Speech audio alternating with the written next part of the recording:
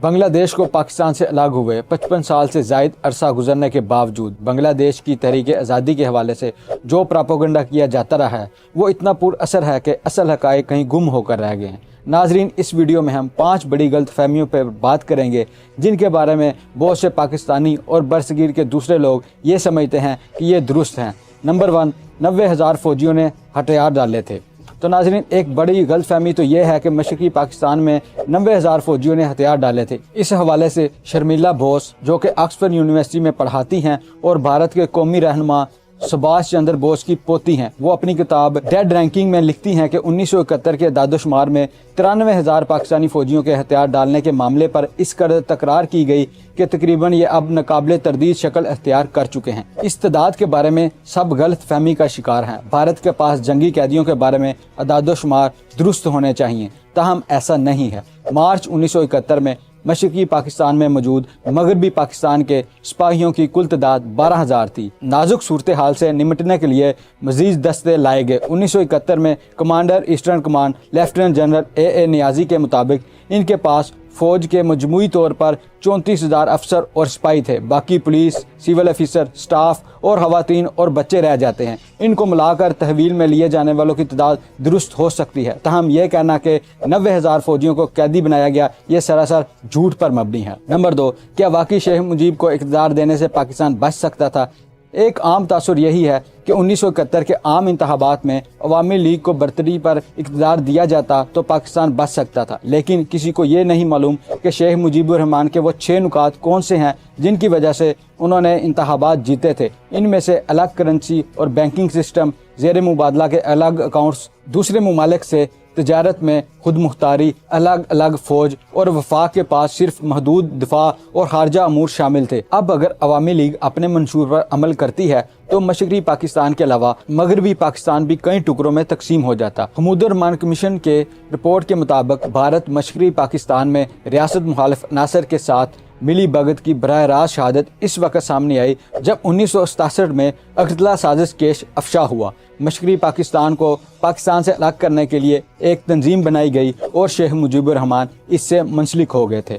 بھارت نے نہ صرف مشرقی پاکستان میں بغاوت منظم کرنے کے لیے اسلحہ اور مالی مدد دینے کا وعدہ کیا تھا، اس نے یہ بھی حامی بھری تھی کہ مشرقی پاکستان اور مغربی پاکستان کو ایک دوسرے سے منسلک کرنے کے فضائی اور سمندری راستے بھی بند کر دے گا۔ معروف سفارتکار افرا صاحب مہدی ہاشمی اپنی کتاب سکوت ڈاکہ کتنی حقیقت کتنا افسانہ میں لکھتے ہیں کہ بنگلہ دیشی اخبار ٹیلی اسٹار کے 14 اگست سن 2012 کے شمارے میں عوامی لیگ کے تجزیہ نگار بدر الاحسن نے لکھا کہ 1950 میں شیخ مجیب، جو اس وقت ایک نوجوان سیاستدان تھے، انہوں نے متحدہ پاکستان کے وزیر اعظم حسین شہید سہروردی، جو خود بھی بنگالی تھے، سے کہ ایک سوال پوچھا، کیا مشرقی پاکستان کے لیے کسی دن آزادی حاصل کرنا ممکن ہوگا؟ اس پر وزیر اعظم حسین شہید سہروردی نے شیخ مجیب کو تنبیہ کرتے ہوئے کہا، کبھی ایسے خیالات کو بھی اپنے ذہن میں مت لانا۔ پاکستان بہت بڑی قیمت ادا کر کے حاصل کیا گیا ہے اور اس کو متحد رکھنا ہمارا فرض ہے۔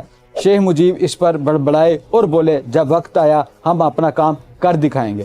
نمبر 3، 30 لاکھ لوگوں کا قتل۔ بنگلہ دیش کی تاریخ میں 30 لاکھ لوگوں کے قتل اور 2 لاکھ خواتین کی بےرحمتی کی تعداد سب سے پہلے اس وقت سامنے آئی تھی جب شیخ مجیب پہلی بار پاکستان کی جیل سے رہا ہو کر برطانیہ گئے اور وہاں سے براستہ بھارت بنگلہ دیش پہنچے۔ انہوں نے جنوری 1972 کو ڈھاکہ میں بیان دیا، آزادی کے دوران ہمارے 30 لاکھ لوگ قتل ہوئے۔ میں پورے یقین سے کہتا ہوں کہ دنیا کی تاریخ میں اس کی ایسی کوئی مثال نہیں ملتی کہ کسی تاریخ میں اتنی جانیں دی گئی ہوں۔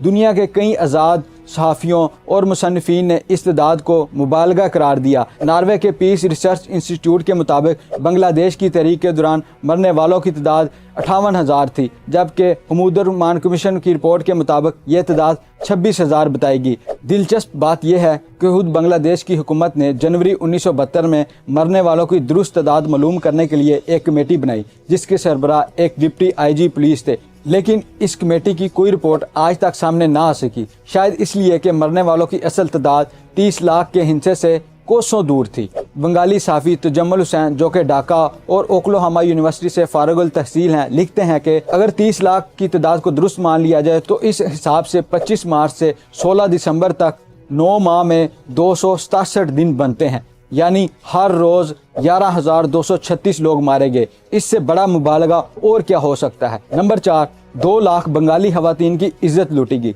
30 लाख लोगों के कत्ले आम की तरह 2 लाख बंगाली खवातीन की इज्जत लूटने की कहानी भी शेख मुजीब ने ही शुरू की थी। इसका पर्दा उस वक़्त चाक हुआ जब शेख मुजीब ने खुद बरतानिया से दरख्वास्त की कि पाकिस्तानी फ़ौज ने 2 लाख खवातीन की बेरहमती की है, इसलिए एक खुसूसी टीम बांग्लादेश भेजी जाए ताकि इन खवातीन का इसकाते हमल करवाया जा सके। जब बरतानिया से टीम आई तो इसके पास इसकाते हमल के सिर्फ 121 केस सामने है। नंबर 5, जुल्फ़िकार अली भुट्टो ने इधर हम उधर तुम का नारा लगाया था। दरअसल ये लफ्ज़ जुल्फ़िकार अली भुट्टो के नहीं बल्कि उस ज़माने के एक अखबार रोज़नामा आज़ाद की सुर्खी है, जो कि मशहूर सहाफ़ी अब्बास अतर के ज़ोर कलम का नतीजा है। ये 1970 के अवाइल की बात है। अभी कुछ अरसा पहले इंतखाबात हुए थे जिनमें शेख मुजीब की अवामी लीग ने मशरक़ी पाकिस्तान में भारी अक्सरियत हासिल की थी, जबकि मगरबी पाकिस्तान में जुल्फ़िकार अली भुट्टो की पाकिस्तान पीपल्स पार्टी को बरतरी मिली थी। अभी जब इंतकाल इक़्तिदार के सिलसिले में बात चल रही थी कि जुल्फ़िकार अली भुट्टो ने एक जलसे में शेख मुजीब को